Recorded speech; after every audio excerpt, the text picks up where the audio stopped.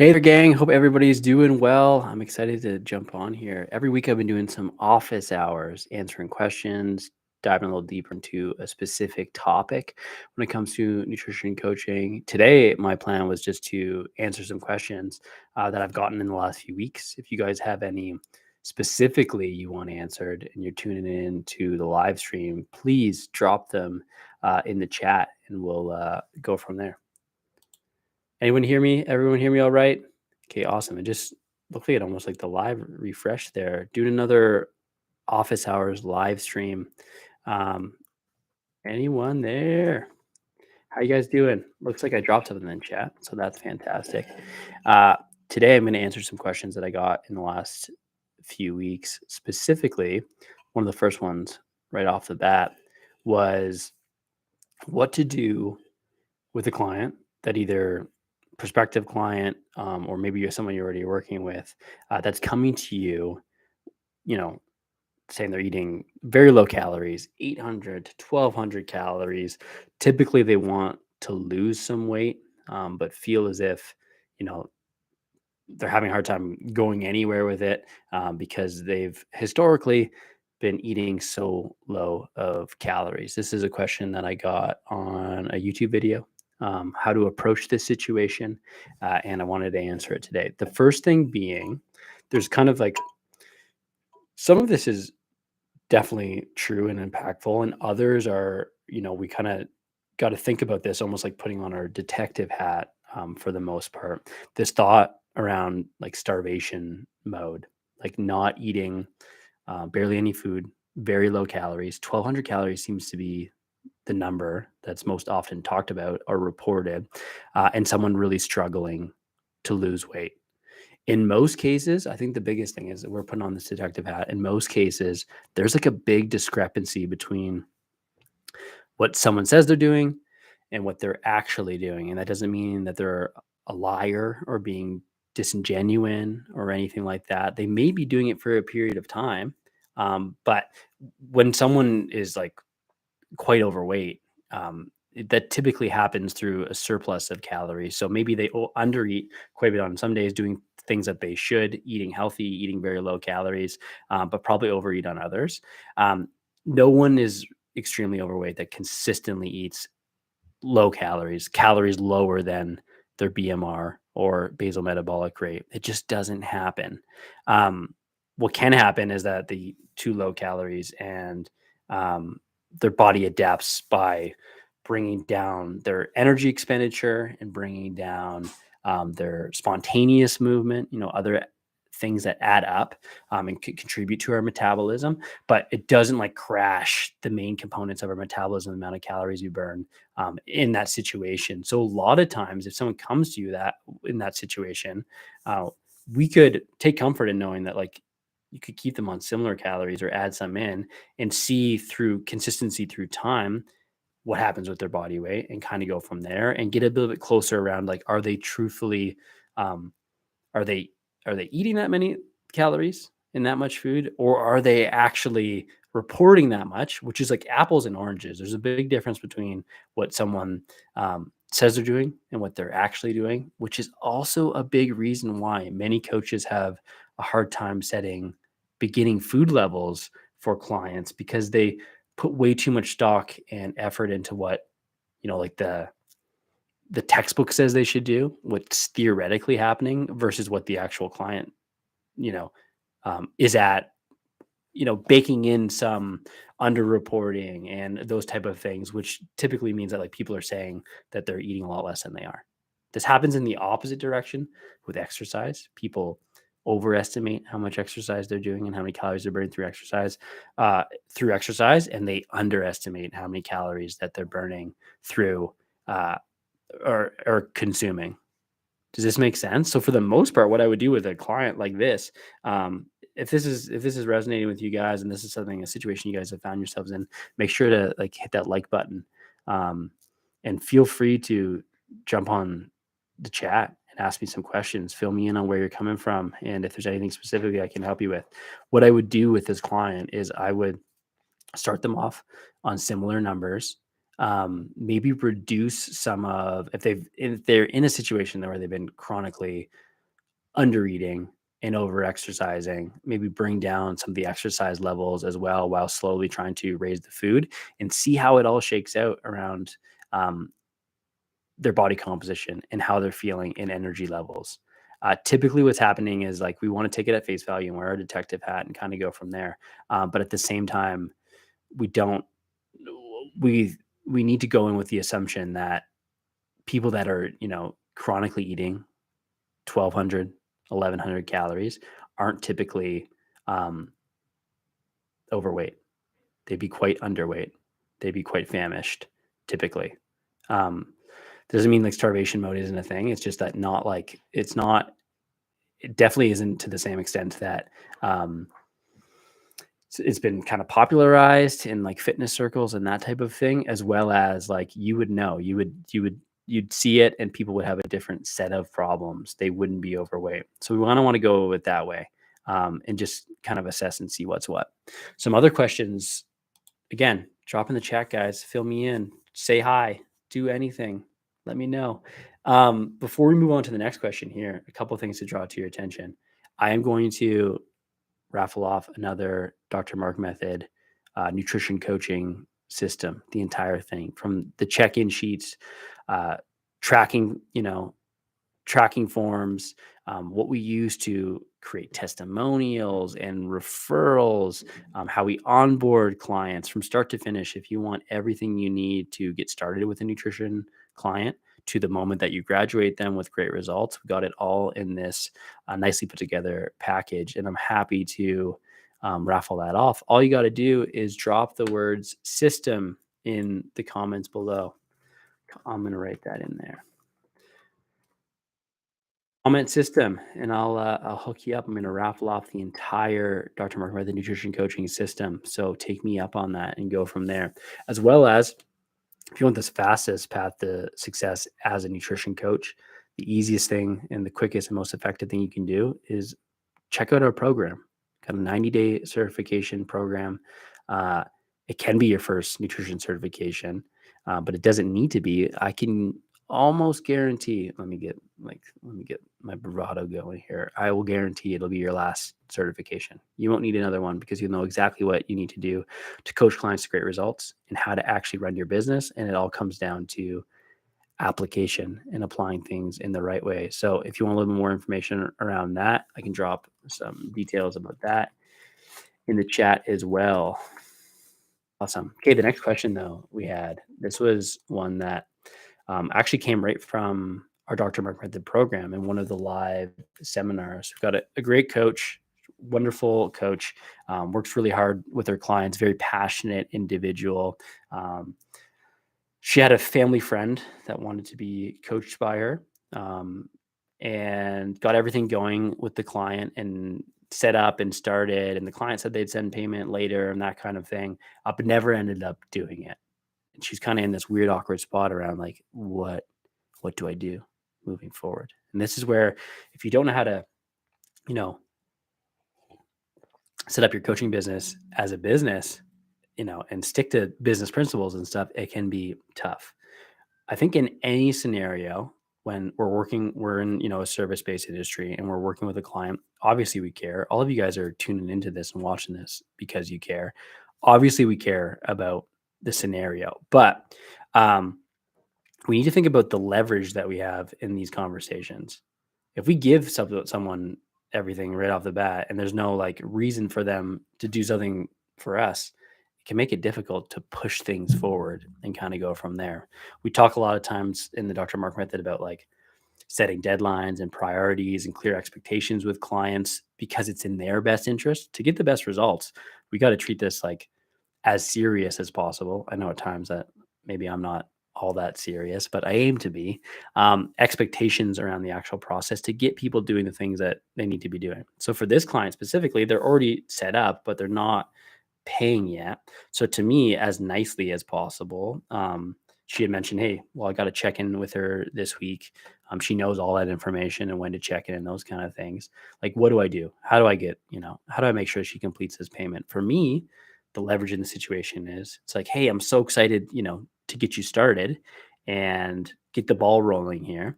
In order for me to do your first check-in this week and collect all their information and coach you to my best ability, I'm gonna have to make sure that you complete the payment um, no later than Saturday morning at this time. I make this joke all the time around deadlines. People, there's a reason why you have to put an RSVP on your wedding invitations because people will not tell you that they're coming to the most important day of your life unless you tell them exactly when they need to respond by. It's the craziest thing. And this is no different here. We need to set expectations around things. This is the same when you're signing a client up. Hey, I'm happy to hold you a spot in my coaching program. Give you some time to think about it until, you know, 48 hours from now. And at that point, you'll need to sign up and I'll get you onboarded and ready to rock. You need to have expectations around why people need to do things for a certain time or they won't do it at all. And that just comes down to, the psychology of persuasion and some of the strategies that we should use and integrate into our coaching business. Because especially in the online capacity, oh man, the online world, for whatever reason, people view it as, I mean, it's digital. You have unlimited spots in space and that kind of stuff. There's no like physical seats to fill your business, and therefore I should be able to let you know whenever. Or maybe I'll think about it, and the maybe I'll think about it, and all those things. In terms of online coaching, it'll be the death of an online coach is maybe land. You want people to be in or you want them to be out, and setting deadlines allows you to do those things. This is a message that resonates as you're trying to sign up nutrition clients. Make sure to hit that like button and keep things moving. And I haven't seen anyone comment the system thing yet. Make sure if you're interested in the actual full-on Dr. Mark Method coaching system, you drop the words system in the comments in the chat there, and I will make sure I put you in the raffle to raffle that off and go from there. Um, any other questions? Anyone have any difficult clients right now? Anyone not know the next step to start their actual nutrition coaching business? Thinking about a certification or thinking about a website or what do I need to do and set things up? Make sure to let me know because I'm happy to fill you guys in. If you're just tuning in too, and we haven't had a chance to chat yet, ever, let me know who you are and where you're from, and we'll go from there. Um, in terms of starting the actual coaching process, I know that's one of the most difficult things for a lot of coaches. Maybe they have an introductory nutrition certification, like a basic nutrition certification. They've learned the science of nutrition, that type of things, and they're not sure how to apply this stuff. One of the easiest things you can do is remember we're using the social media thing to start conversations with people. It isn't just to post things for the educational component or post them for the sake of posting them, or the goal isn't just to create social media content, it's to create social media content that gets people talking with us and having conversations. So in my experience, I mean, we want to like create content that gets people chatting about back with us. If you want to work with weight loss clients, ask them, how much weight they would like to lose by summer. What would be the ideal scenario? Like, hey, if you have weight loss goals, how many weeks would it take you to reach your goal? Now, all of a sudden, you have people like raising their hand and going from there. One of the most important things we can do before we start our coaching business is just gauge interest around what people want to achieve and how we can help them and go from there. And it all comes down to just like legitimately asking people generally in our content, like asking the community of people what they want and what they're trying to achieve, because that can be really insightful and helpful. Remember, a lot of us come to this from this perspective of wanting to help others and we're super passionate about it. But at times, like that passion can be misleading because um, we're more concerned with the things that we find interesting versus the people that we're actually trying to help. So we want to get a bit closer to them. And it all starts by having conversations. And then from there, collect information on people. That again, I've used the word leverage already today, but that'll be your leverage because people need nutrition education in order to get results. They need to know new things and how to apply it. At the end of the day, it's only going to be powerful if they know what's in it for them, right? Me just teaching people about why eating more protein is beneficial for them isn't going to get them to do the things that they need to be doing. But if I tell them, the one thing that's holding you back from losing 20 pounds before summer is this one simple thing. Let's talk about protein intake today. People start to see what's in it for them. And by getting a sense of what people want to accomplish, that's going to be our leverage, because it's no longer, hey, we need to get you eating more protein. It's, since you want to accomplish this thing that you told me that you wanted to accomplish already, um, here's how you need to do it. Here's how I suggest you do it, and then kind of go from there. Another thing that's come up in the last few weeks, really, really pressing thing, is just coaches, typically very passionate individuals that want to help others, right? They care so much about this, and they almost care too much at times. They want it more than their actual clients do, and that can be really damaging. It actually can set their clients back, because you can't want this more than your client does, because they're going to start relying on you to do the work and do the things that they should be doing. One thing that we work off of all the time in the Dr. Mark method is that, like, you shouldn't do anything for your clients that they can do for themselves, because it just makes them way too reliant on you. And at times we're really trying to build up clients that are autonomous, they're resilient, they know what they're doing. And of course we're the guides, and of course we help them along the way, but there's a line drawn between how much we help them and kind of go from there. And that's the most important thing, is really thinking about, like, how how can I get this person doing the things that they need to be doing? A lot of times it comes down to asking the right questions and making sure that they're in the position to see why it's important for them to do, and kind of go from there. It also comes down to our language a lot of times, and the language that we're using with these clients. I've catch myself saying, here's what we're going to do all the time. And that is not helpful, because it's not the truth, right? Here's what I suggest you do. Here's what I think you should do. Here's what I'm thinking is next for you. Um, Gets the client to understand that, like, much of this is in their power and their control, and the actions that they're going to take. And here are my suggestions, but we kind of go from there. A lot of times, I mean, you're definitely on their team, and I'm not trying to say that you're not, but at the end of the day, you're trying to get them in a place where they see the things that they need to do, and they agree to them, and they're bought into the solutions, and kind of go from there. And that part is helpful. Again, if this kind of stuff is hitting home here, make sure to hit that like button, and we'll go from there. Does anyone have any questions about anything that got going on in their business? Anything that's pressing? Anything that, if you just knew the answer to, it would make a huge difference for you? I'm gonna pop over to my channel and check out some of the questions I haven't got a chance to answer yet.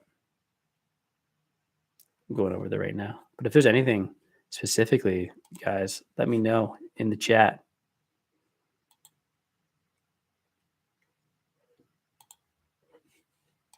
Is there is the chat pumping off and I just can't see it? I hope that's not the case. Maybe it is, though. I'm gonna go see right now. You're like, Mark, we've been asking you questions this entire time and you just can't see it. Here, I'm going over it. Oh yeah, I'm not connected to the chat. Okay, awesome. Yay, okay, I'm seeing. Okay, this is a roundabout way of doing this, but it's okay. I'm seeing the chat now. For whatever reason, in my actual uh, live stream here, I'm not seeing it, but that's okay. I'm just gonna keep going. Okay, got a bunch of people jumping in to say system. Absolutely. Um, Johnny says I have a nutrition debt collector that does my dirty work. I love that. Very, very important. You could just have also, if you don't want to be bad cop as well, you could have like a fake admin that does all your betting for you. Another thing you could be doing. Roberto says, I'm a medical doctor from Columbia and I've started online coaching focusing on nutrition training and habits. I've already completed my nutrition certification with ISSA, but they don't provide the tools to start. Great question. Absolutely. Next steps, like some of the next things I would be doing is, number one, if you're a medical doctor and you already have, patients that have problems that you could solve, I would just ask them about, like, are they interested in going down this path with you? And the next thing you need to set up is just best practices in nutrition coaching, at least in my experience and what I have set up, is that the counseling model in terms of like coming in and telling me what you're eating and what you're doing and going from there just isn't all that effective. It leaves a lot of it down to like almost talk therapy and that kind of stuff, which for most of us is just outside of our scope, right? What I would probably suggest that you do, Roberto, is set up a weekly check-in system where you are um, asking the clients that are going down this online path with you some basic questions about how their week went in terms of like uh, things that went well, things that need improvement, um, wins, successes, maybe some drawbacks, things that they would like to improve on, as well as getting specific around collecting some nutritional information. I mean, we have our clients track calories and macronutrients and that kind of stuff. So getting them to submit information on that and collecting some information on that, and then responding to them on a weekly basis at a predetermined time where they've submitted all this information and then you're speaking over to it live. I had someone, we do that all through, something like Loom, video-based software where you can talk over things, talk over the information that you collected, and then from there, you talk about what you're seeing that went well, what you're seeing that needs improvement, altering and changing any of those food levels or food targets or action steps that you changed in the past, and then giving them some sort of and then giving them some sort of feedback around what you would some habits that they would need to tackle moving forward. In the Dr. Mark method, we call this like structure and habits. So they need to know like, within what parameters they need to be eating and that type of stuff. And then what do the habits are like what they actually do to fill that structure. What are the things they need to be doing on a weekly basis? And it doesn't need to be many things. It needs to be maybe the thing that pushes the needle more than anything else to fill that structure and then kind of go from there.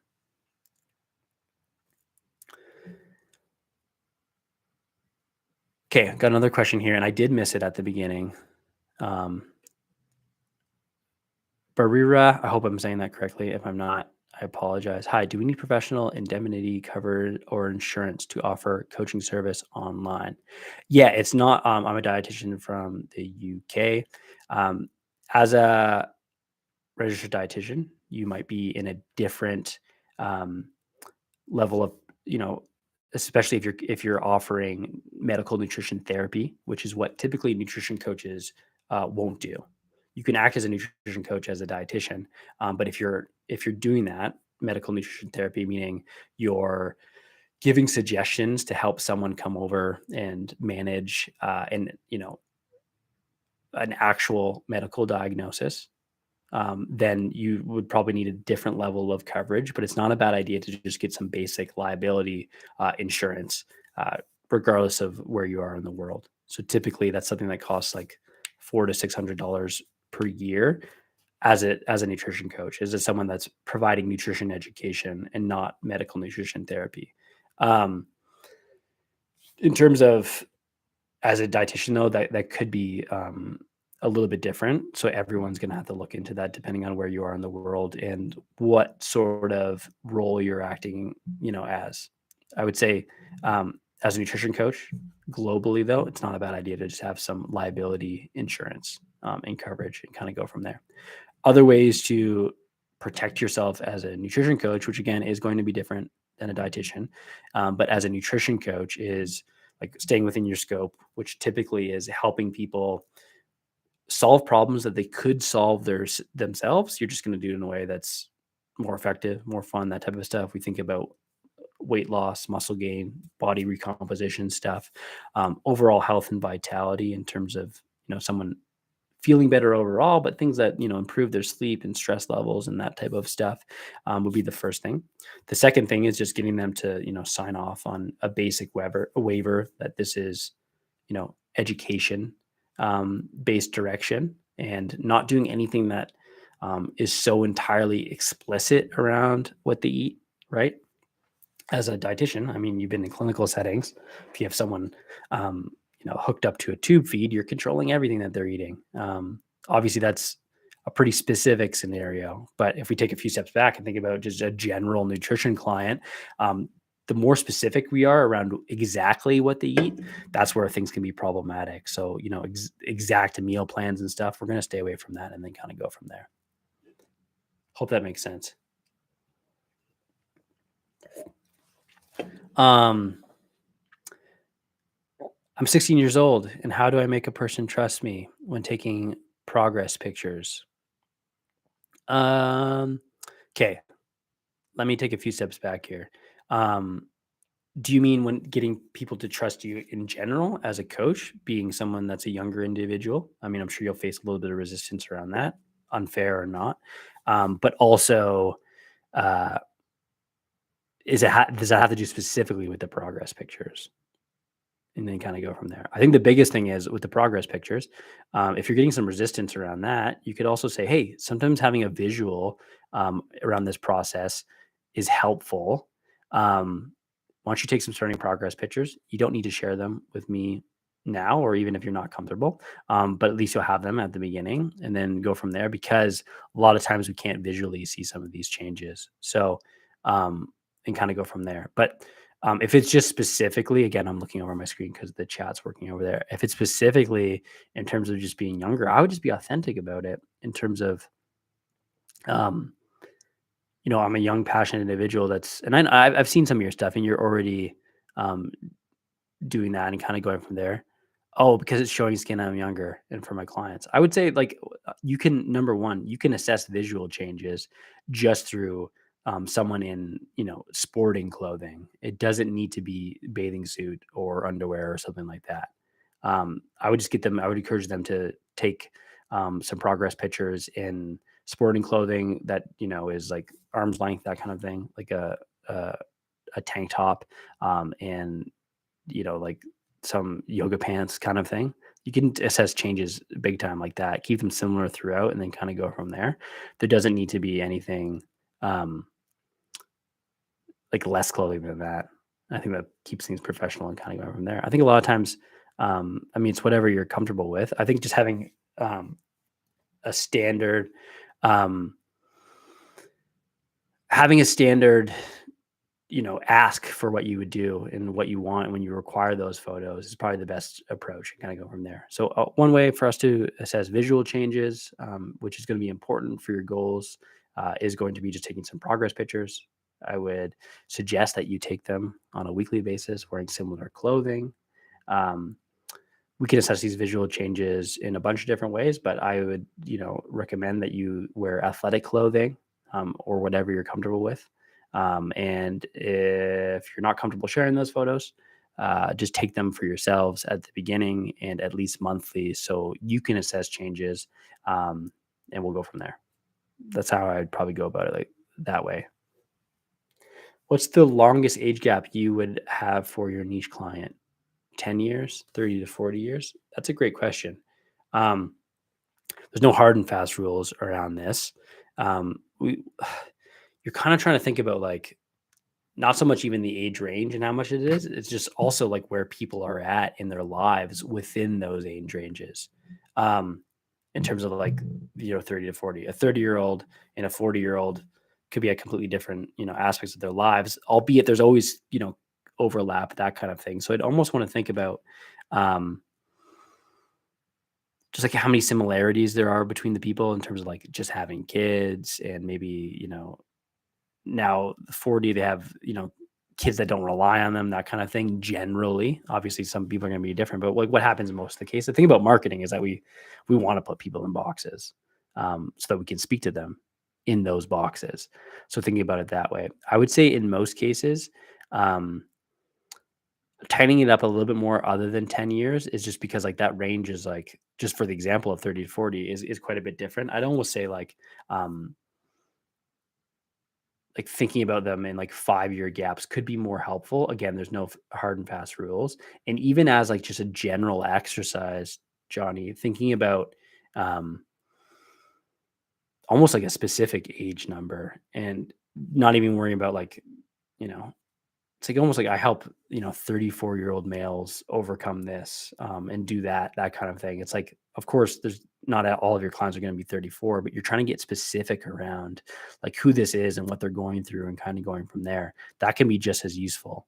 But if you're thinking about like an absolute age range, I'd probably try to get it closer to like um, a 5-year range, as well as just like I can see where there's probably been benefit to talking about it in a decade because, I help people in their 30s, I help people in their 40s, that type of thing. But trying to get a little more specific is always better. Barira, awesome. Okay, good. I hope that's helpful for you. What other questions you guys got? Who else is tuning in? Make sure, again, guys, a few things. We got enrollment for our program closing next Thursday. If you don't yet have a nutrition certification, or even you just want to you want to learn the steps to get specific around how to start and grow a coaching business, this is the program for you. Come check it out. It's worth a conversation as well. I'm going to drop my calendar link. If you haven't chatted with me before and you want to talk about the program and stuff, I'm going to get that up in a second. But yeah, that could be helpful, as well as if you want the full-on Dr. Mark Method coaching system, I'm going to raffle it off in next week's live stream, but you got to enter right now. Drop the words system in the comments. I'll type it again in the chat, and I'll make sure that I actually raffle it off next week and get your names down. What other questions you guys got? Oh, Jennifer, I'm glad it was helpful. Absolutely. Awesome. I think even just kind of talking about it a little bit more, there's just a big difference between what people say they're doing, what they're actually doing. And again, that doesn't make them disingenuous or anything like that. It's just it's human nature. And I think a lot of times, because we do this all the time in our assessment model before we start working with clients, get them tracking, take a look at their things, and their nutrition information and stuff. And sometimes it's like, wow, well, how can they be in this situation? This looks pretty good or a little bit less. And, at times they're giving you what they think that you want to see, even if you've counseled them to say hey, let's get you to start tracking your information and don't change a thing. I want to know what you're normally eating. It's just human nature to start doing that stuff. To give you another example of when I start to log how I spend my days, I'm thinking, oh, I got to be more productive. Let's dive into, how Dr. Mark's spending his days. I already started adjusting things because I feel like I'm being watched, and that kind of stuff is just human nature. So at times they're going to give you what they need to see. So we need to kind of bake those into our considerations and stuff. And that doesn't mean that tracking itself and the objective side of nutrition isn't helpful or useful. It's just that we got to think about it with our kind of detective hat on and kind of go from there. Are there situations where people are legitimately very under eating calories for significant periods of time? Sure, without a doubt. But in my experience, that's typically the exception and not the rule.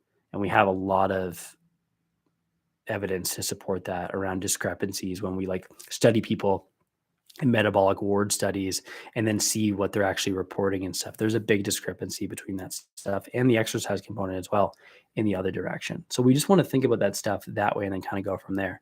And then you can take comfort knowing that if someone's reporting to you that they're eating 1,100 calories and then you're starting them on 1,200 or something, which you still feel is low, which it is, they're still eating more food than they were before working with you and left to their own devices. So as someone that's think about do no harm, you're already doing less harm, and then kind of going from there. And then through time, people get more accurate and better because this is a habit just like anything else. They start to realize, hey, my sauces and liquid calories exist. And oh man, that, serving of tablespoon of peanut butter was actually 3 tablespoons and stuff like that. You get a bit closer to those things. Those are all the things that add up and then kind of go from there. We're making food and stuff. You're taking nibbles and bites and all that stuff adds up, and it gets overlooked. And you might be eating 1,200 calories on paper, but all those discrepancies and stuff start to add up and then kind of go from there. So those are my thoughts around that. Anyone else have any other questions? I'm looking over at the chat again. Just going to have a little sip of Diet Cola, which, within regular amounts, it's not bad for my overall health. Helps me drink something sweet as well. Anyone else, guys? Before I sign off today, when you do a Loom video for a weekly check-in, how long is it usually? Great question. Let's start this off by saying longer isn't always better. Sometimes we think it's, longer because we care. But generally, if you can do it, first of all, on the free version of Loom, you'll need to do it within 5 minutes. But it's a $10 per month subscription, so I would encourage you to do more, anyway. But anywhere between, like, 48 minutes keeps it within something that is, like, watchable for your clients, right? Like, they're not going to, um say, "Oh, man, here's this video again. I can't watch it. I can't spend the time watching that," and kinda go from there. As well as allows you to address things that are specific.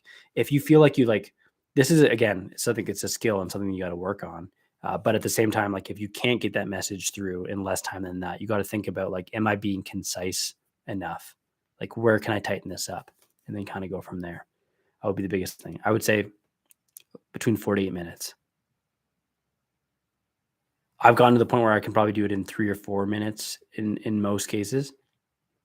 That sometimes I'm looking for things to do to keep people engaged, because a lot of this job will be reassurance that people are on the right path, right? Like, you don't need to be constantly changing things, if they're working and you've found a level of food and some habits and things that are, working. A lot of times clients know that, like, hey, if I'm in that sweet spot and stuff, and I feel like things are improving, that's enough for me as well. And I think sometimes the coach thinks like, oh, I got to change more stuff. Short answer, 48 minutes. You say for your first 5 clients, you could have a 30-minute video chat instead of weekly. If 48 minutes is for Loom, you wouldn't do that in person or live, I wouldn't imagine. Yeah, that's a great question. I mean, that's one of the things where I think you remove some of the small talk and stuff you don't need to talk about. Um, I think probably the best, if we're doing a completely online coaching business, having some introductory chat, be it like a sales call or an onboarding call, that's like closer to 20 to 30 minutes to get a sense of, who your client is and that kind of stuff. And then past that point, just doing a weekly check-in completely, online, not live, that's 48 minutes, is probably the best of both worlds. If you're meeting with the client every week and stuff, I think setting aside 30 minutes makes sense. But a lot of times I think the scenario with those like more counseling based sessions is that typically people like over describe and say things that aren't relevant and aren't all that helpful just because you're spilling the time, or filling the time that's been set aside for that kind of stuff, right? Like, if you have an hour, you're going to take an hour. If you have 30 minutes, you're going to take 30 minutes. If you have a process that's much more straight to the point around, tell me what's working and what's not in your scenario, and let me assess some things so that I can give you direction based on my experience, and then kind of go from there. Hope that makes sense.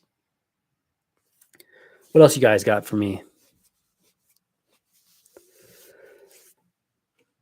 Awesome. Glad that's helpful, Johnny. Okay, cool. Outside of that, team, if there's not any other questions, I'll wait around for another second here.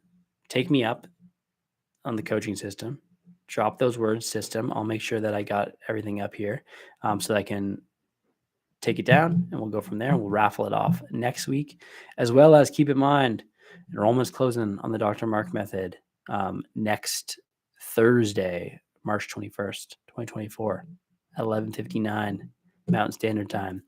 If you've never talked to me about the program at all, and if you're curious about, is it for you, that is worth a conversation. Go through the process of applying. I'll drop this link here again, or actually, I'm going to pin this message for you guys. Open that link, check out the program, and then we'll go from there. If that's it for today, guys, hope that was helpful. Feel free to reach out, ask me any questions, and we'll go from there. All right, take care, guys. Bye.